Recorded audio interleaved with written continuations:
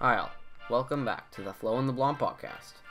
Today, the plan is to talk about a very interesting theory. Yeah, if two identical twins were to marry another two identical twins, and each couple has a child, would those two children have the same DNA? Let's all just take a moment and think about it all.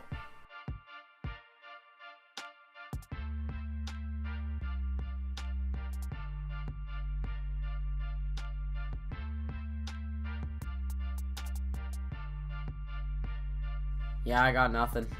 No, me neither. Hey, look at this, just got an email with a full script about this topic. Yes! Now we can actually have a podcast. I know, right? Thanks, Mom. So, let's start off by talking about the two sets of twins. There are two types of twins. Fraternal and identical. In this case, we have identical, which means they have almost the exact same DNA. They are made when one egg gets fertilized and then split into two eggs. Now, based off of that last point, you would expect that the DNA between twins is the exact same.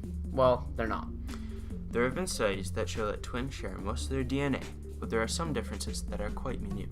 Just in case you don't know, DNA is found in the very center of the cell, and is in the form of X's and in some cases Y's. Those are called chromosomes, and they carry all the cell's DNA, which give specific genetic instructions called genes. Genes tell the cell how to act.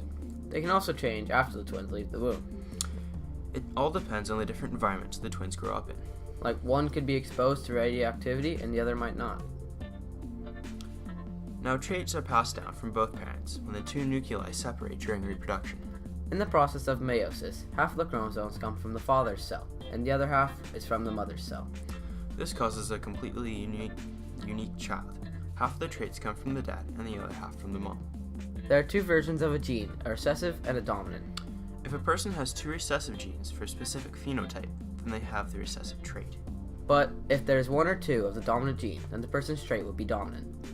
The traits would also be the same or close to in identical twins because they came from the same egg. So, if two identical twins marry another set of identical twins, and they each had children, then the DNA would either be quite similar, or not exactly the same. If both sets of twins had one recessive and one dominant gene, and only the recessive was passed on to one child, but not the other child, those children would of course be different.